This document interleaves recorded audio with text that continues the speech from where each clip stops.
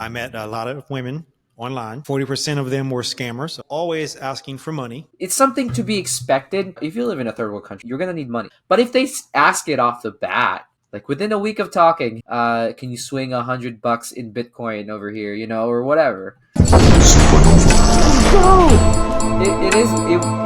It isn't a secret that chances online, whether that's a foreign place or inland, chances are pretty low for guys because that's just the case. The market was built for women. They got the pick of the litter. Well, guys just kind of fumble around, but your chances do improve quite a bit when you land to that foreign land, if that makes sense, that foreign place. You go to the Philippines, you go to Vietnam, you go, and I'm just picking Asian countries, but you can also go to like Afghanistan and Sri Lanka and And a lot of South American countries as well. Well, South Americans, I mean, Oscar can tell you about Latinas, but they're just they're kind of a beast. They have their own. But I've seen standards. I've seen sites that cater to. Well, I guess where I'm coming from is like when you actually are in there, in the thick of things, you're boots on the ground. It becomes incredibly easy because your charm shows, right? Obviously, like if you're that doesn't stop the scamming thing, because like now you're in person, right? But you don't know what they're doing when they're not with you, right? It's less likely to happen. It's less likely to happen. How do you guarantee that? Isn't that the whole point of like that show, 90 Day Fiance, or whatever?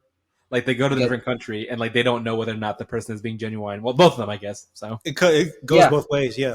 Because the man is looking for someone that's subservient, that's willing to put up with his crap, his brokenness or whatever. Sometimes lack of neck, right? And then the woman is looking for someone that's gonna get her out of her country and also help send money back to her family and hopefully bringing the rest of her family over time, right?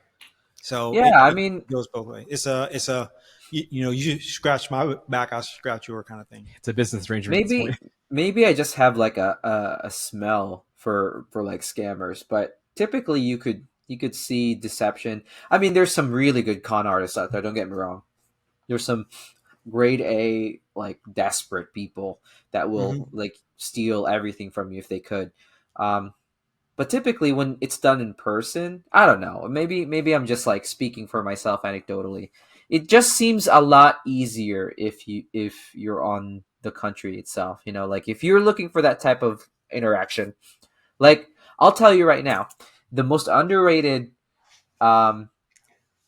group of people are brown people, like Indian, Bangladesh, Afghanistani people, like people from the Middle East. Very underrated. I went to a Bangladesh wedding, and I've never seen so many beautiful women in my entire life, all in one place. I feel the same thing about the Somalian women. They're Somalian?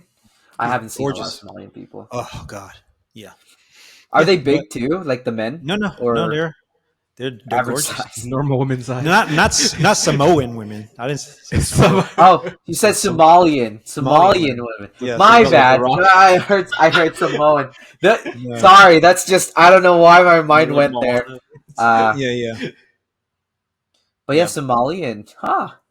I've never. Yeah. I mean, there's gorgeous women everywhere, right? And beauty is a preference, just like anything else, right?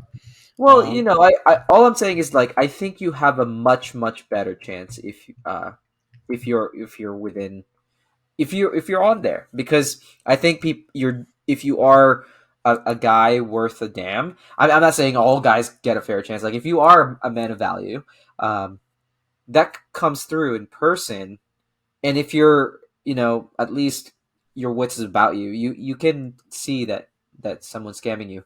Like I think it's a good idea for class to go in there. I just think that don't say his name. There's a lot of my bad.